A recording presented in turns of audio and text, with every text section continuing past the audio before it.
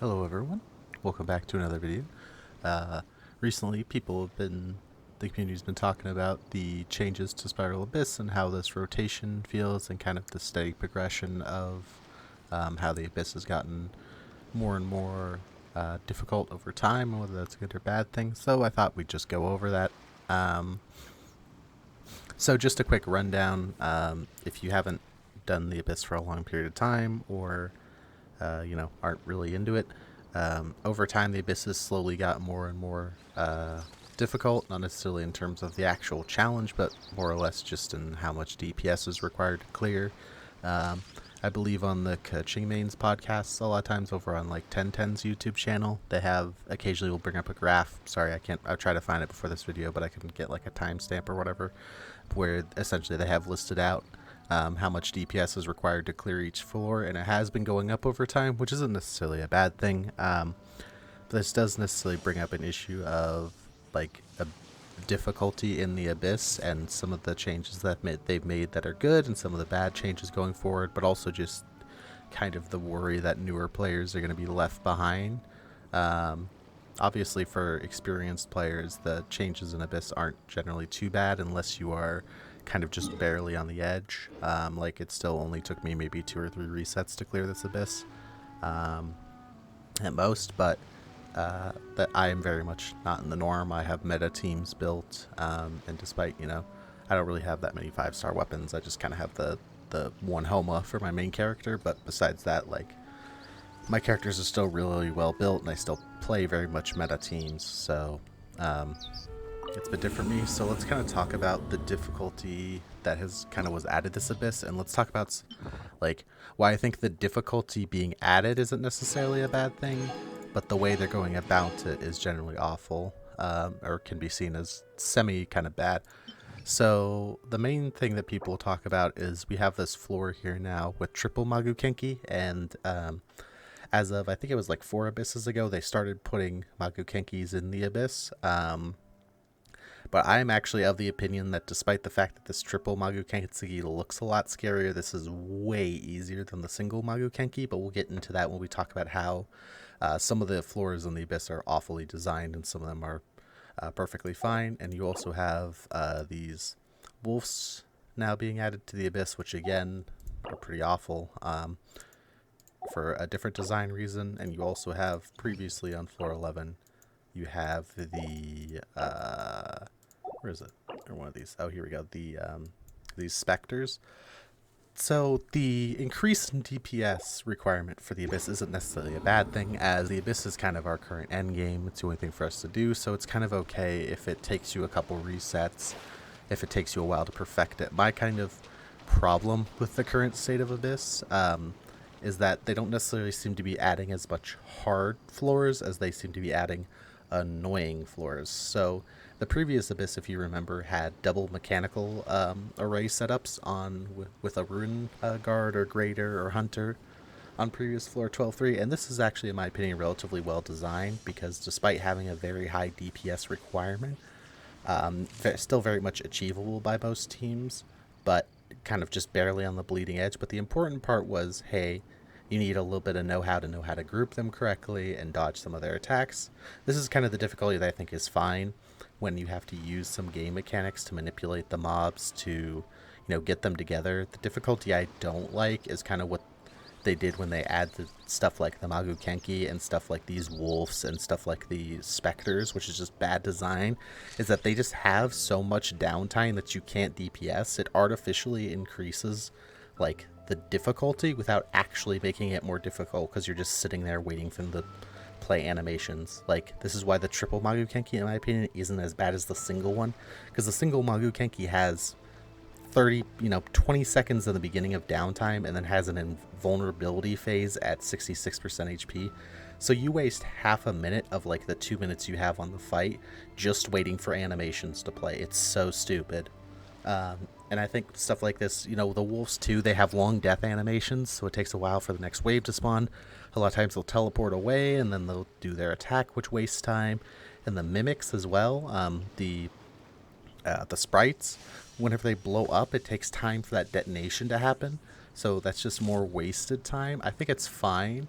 to give people higher DPS check requirements, but I really don't like kind of this change now where the difficulty isn't the mobs. It's not playing around the ley line mechanics, which I feel like we have had some ones that, have been kind of controversial in the past, but like, for example, the one where there were periods where you got no energy and periods where you got a lot of energy, I felt was kind of cool because you had to play around it, even though it was a little annoying to do at the time.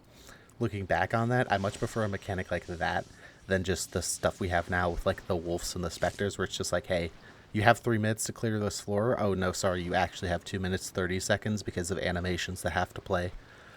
And kind of that's kind of, in my opinion, where I think the Abyss can be going a little bit wrong is that sometimes they create great floors like the last 12-3, which was a relatively one of the highest DPS checks we've ever had, but the mobs, once you knew how to move them together, that wasn't too bad, and it wasn't increasingly difficult. Whereas like these wolves or sometimes the specters are like they're not hard to kill. They don't even take that much damage, but it's just that they spend so much time completely invulnerable to damage that it's like, why? Or they take 10 seconds to die. I also think this is why, in general, floors with big mobs, where you can always hit the single mob, are better than these floors where we get like 15 mobs that spawn in 5 waves. Like, spawning stuff in extra waves is essentially a way just to artificially increase the time constraint without actually increasing the difficulty. It doesn't make it any harder. If your team is built well, you're going to be able to rotate your skills just as efficiently, clear just as fine, but it's essentially just, hey, you have to waste time because you need to kill all this stuff, and then the next wave take a second or two to spawn, aggro, move in. And I personally think this is not a direction I'd like to see the Abyss go. A lot of people have mentioned, like, maybe they should, if they want to up the difficulty of the Abyss, maybe they should go for floor 13. I kind of would rather see them do, like, maybe a different kind of content, like maybe an unending version of the Abyss, where, like, you get floor 12, but the HP on the enemies constantly scales, or, like, maybe even a different kind of Abyss. I kind of think leaving it at 12 is kind of fine, because adding 13 just kind of, like, what? They're just going to give out more rewards, which, I mean, obviously they could do, but from their perspective, they maybe don't want to give out more, but, like, it doesn't necessarily fix the problem that Abyss is getting more annoying and more of a DPS check, and people feel like they're being left behind. Not necessarily because the mechanic itself is hard, but just because there's a lot of annoying mechanics, like the PMA that was a couple while ago. That's the personal mechanical array.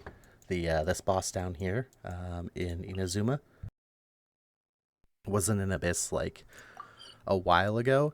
That thing had like 2 million health and like a 30-second invulnerability phase. It was awful. Like, these kind of fights they seem to be adding, where you just have to sit around the cubes as well. On 11-3, even though being on floor 11, they're less of an issue because they have a lot less HP. But same thing, where half the time you're just waiting for animations to play so you can actually get back to rotating your team and doing your damage. And it's not like you're even under really threat of dying. The animations just take a while to play out. So I definitely think going forward they should maybe look at that, maybe make harder ley lines and just go back to being less annoying enemies, in my opinion. And I feel like, instead of the floor 13, maybe they should just make like a different Abyss, maybe an Abyss that's co-op or something. Maybe it doesn't give rewards, but just lets us, play with some friends, or just keep doing floor 12 but push the HP higher, or just have leaderboards for time. I do kind of think it was a huge mistake in this game to go for timed stuff. I know why they did it. They did it because it encourages you to wail, because the easiest way to get more damage is just to get 5-star weapons. Like, even on, the characters where they're not a huge improvement, they're still like a 10% DPS improvement. So you get a 5-star weapon and a couple cons on some 5-star characters, and all of a sudden you don't even need to know how to remotely play the game to output as much damage as someone who rotates a complex team perfectly. And that's how they get you to spend more money. But I think, like, and then obviously the worries is stuff like, well, you could just cheese it if it's if you can use shields and just heal through the entire thing and just like complete it, the floor in like 30 minutes instead of being forced to speed up, rotate your abilities well.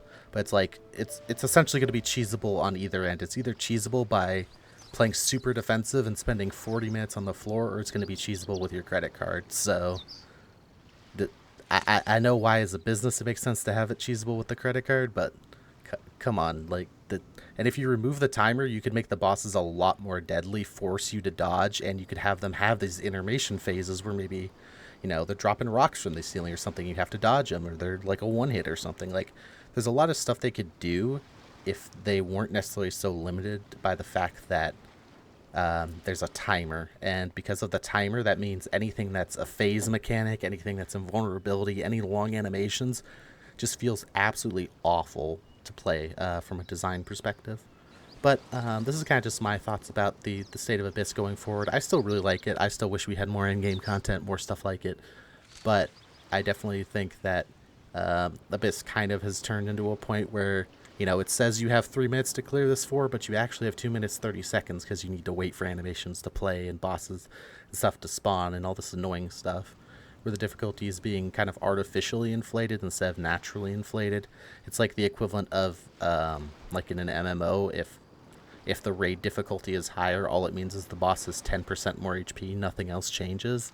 I don't know, it's kind of lame, but I still, the combat in this game is still so much fun. I enjoy it. But going forward, I would maybe like them to see, more being more aggressive with the ley line effects and maybe toning down how annoying the monsters are and how crazy the DPS checks are, and just make it so if you play well around the ley line effects, then, then you can clear better. Also, less ley line effects that are like, hey, roll in the current character, they're broken for it.